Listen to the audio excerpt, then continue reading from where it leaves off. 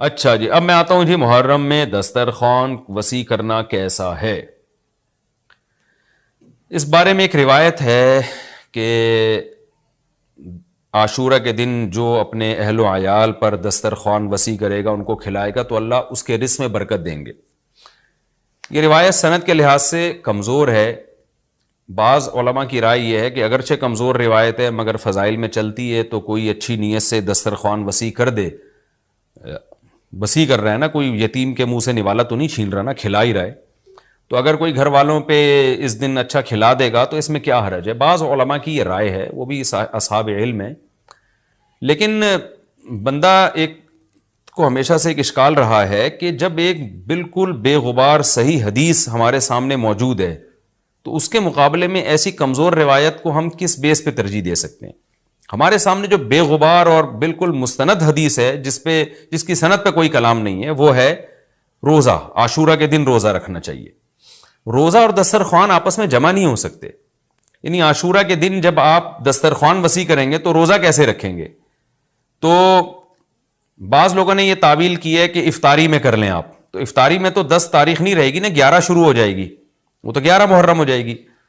بعض لوگوں نے یہ کہا کہ جی 9 محرم کو جب سورج غروب ہو تو عاشورہ کی رات کو دسترخوان وسیع کر لیں.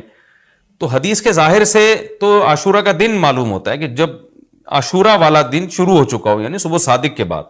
یعنی حدیث میں تکلفات کرنے پڑ رہے ہیں، اس کی تعویلات کرنی پڑ رہی ہیں. تو اس بارے میں علامہ ابن تیمیہ رحمہ اللہ کی رائے ہمیں بہت صحیح معلوم ہوتی ہے. انہوں نے یہ لکھا ہے کہ اصل میں ہوا یہ تھا کہ جب شیعہ حضرات نے عاشورہ کے دن کو منحوس سمجھنا شروع کر دیا کہ یہ منحوس دن ہے اور اس میں غم کا دن ہے، تو بعض سنیوں نے ان کے مخالفت میں نا اس کو خوشی کا دن منانا شروع کر دیا. یعنی ہوتا ہے نا، آپ کسی کی مخالفت میں حد سے تجاوز کرتے ہیں، تو انہوں نے خوشی کے دن کے لیے اس میں کھانے پینے کی روایتیں گڑھ لی، کھاؤ پیو کھلاؤ پلاؤ، تاکہ بالکل ان کی مخالفت ہو. تو حقیقت یہی معلوم ہوتا ہے کہ چونکہ صحیح حدیث میں روزے کا تذکرہ ملتا ہے، اور روزہ اور کھلانا پلانا جمع نہیں ہو سکتے.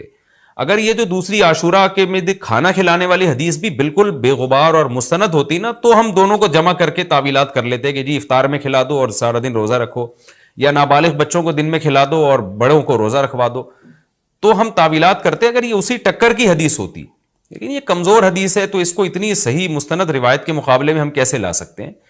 تو وہ ابن تیمیہ رحمہ اللہ کی بات کافی معقول معلوم ہوتی ہے کہ بعض شامی لوگوں نے یہ روایت کو گڑھا ہے صرف شیعہ لوگوں کی دشمنی اور مخالفت میں، کہ اس کو خوشی کا دن. تو عاشورہ کا دن تو نہ غم کا دن ہے نہ خوشی کا دن ہے، عبادت کا مقدس دن ضرور ہے، تو برکت کا دن ضرور ہے. تو اس لیے اس میں صحیح بات یہی معلوم ہوتی ہے کہ یہ کھلانا پلانا والا جو روایت ہے یہ ہمیں صحیح معلوم نہیں ہوتی. روزہ رکھیں، اور افطاری میں تو ویسے ہی دسترخوان وسیع کرنا چاہیے. افطاری میں سموسے پکوڑے جلیبیاں بچوں کو کھلائیں تاکہ ان کو روزہ رکھنے کی اور زیادہ حوصلہ افزائی ہو. تو اس لیے ہماری رائے اس میں یہی ہے کہ عاشورہ کے دن بس روزہ ہی کی فضیلت ہے، دسترخوان والی بات ہمیں ٹھیک معلوم نہیں ہوتی. کیونکہ اس کے مقابلے میں جو ہے نا، دسترخوان والی حدیث کے مقابلے میں زیادہ صحیح حدیث ہے جو روزہ تو کھانا پینے سے اجتناب کا نام ہے، اور افطاری میں تو ویسے ہی آدمی کھا لیتا ہے، وہ اس کے لیے پھر ضرورت نہیں ہے الگ سے ہمیں کسی روایت کی. اچھا بھائی، اور بھی محرم کے حوالے سے لوگ سوال پوچھتے ہیں. کالے کپڑے بھی ہو گئے، اور کیا رہ گیا بھائی؟ حلیم رہ گیا. حلیم محرم میں حلیم بھی بناتے ہیں لوگ، تو بے اصل چیز ہے، بدعت ہے. کوئی ثواب سمجھ کے کریں گے بدعت ہے. بعض لوگ کہتے ہیں ہم ثواب سمجھ کے نہیں کر رہے، ویسے ہی سب بنا رہے ہیں تو ہم بھی بنا رہے ہیں. تو بدعت کی تائید تو ہو رہی ہے نا. آپ پورا سال پڑا ہے حلیم کھانے کے لیے، آپ کو کیا مصیبت ہے کہ آپ محرم ہی میں دیگ پکائیں؟ پورے سال کیوں نہیں پکا رہے تھے آپ؟ تو جب ایک رسم معاشرے میں غلط رسم پھیل جاتی ہے تو اس کا بائیکاٹ کرنا چاہیے. تو آپ نہ بنائیں، کسی اور مہینے میں بنا لیں آپ. تو پوری رات دیگیں چل رہی ہوتی ہیں. مذہب کے نام پہ تو یہ کام نہ کیا جائے نا. اور جو لوگ کہتے ہیں مذہب کے نام پہ نہیں کر رہے، ہم تو ویسے ہی انٹرٹینمنٹ کر رہے ہیں، تو یار کسی اور دن کر لو بھائی. تم پورا سال پڑا ہوا ہے نا، ہم نے کب کہا ہے کہ آپ دیگیں نہ پکائیں؟ آپ پکائیں، پوری رات گھوٹے لگائیں اس میں، کسی اور دن کر لیں آپ. اس لیے اسلام کو بچائیں خرافات سے. اسلام کو ہمارے ذمے ہے کہ ہم اسلام کو اسلام وہی ہے جو نبی لے کر آئے.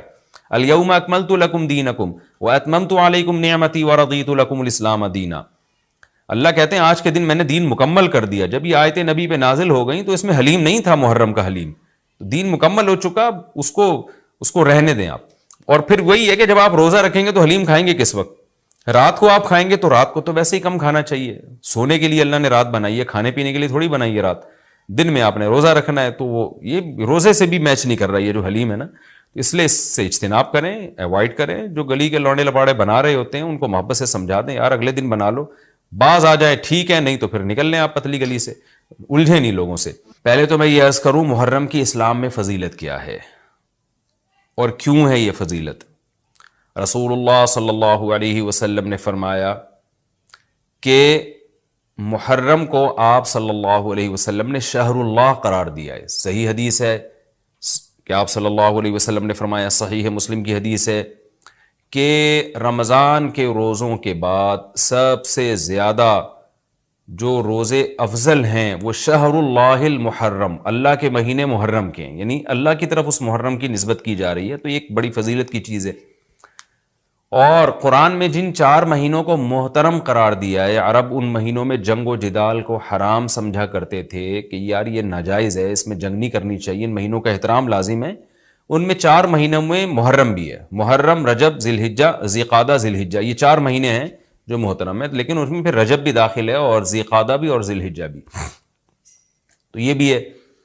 اور 10 محرم کے روزے کی بڑی فضیلت ہے. آپ صلی اللہ علیہ وسلم نے فرمایا 1 سال کے گناہوں کی معافی کا ذریعہ بنتا ہے. لیکن آپ نے فرمایا کہ یہودیوں کی مشابہت نہ کرو، کیونکہ یہودی 1 روزہ رکھتے ہیں تو ہم 9، 10 یا 10، 11 2 روزے ملائیں گے. تو یہ محرم کی فضیلت ہے. اور یہ کیوں ہے اس کی ہمیں وجہ معلوم نہیں ہے. جیسے کسی نے ابھی بھائی نے سوال پوچھا نا ایک کہ اس میں کوئی واقعات ہوئے تھے، تو پہلے میں بتا دوں 10 محرم میں جب نبی صلی اللہ علیہ وسلم نے محرم کے مہینے کی یہ فضیلت بیان کی تو اس کو کسی واقعے کی بیس پہ بیان نہیں کی ہے. اس بارے میں جتنے واقعات ہمارے پاس منقول ہیں کہ آدم علیہ السلام جنت سے زمین پہ آئے تھے، یا قیامت آئے گی اس دن، یا یہ کہ اور پتہ نہیں کیا کیا ابراہیم علیہ السلام کو آگ میں ڈالا گیا، یہ سب من گھڑت ہیں، اس کی کوئی حقیقت نہیں ہے، موضوع روایتیں ہیں.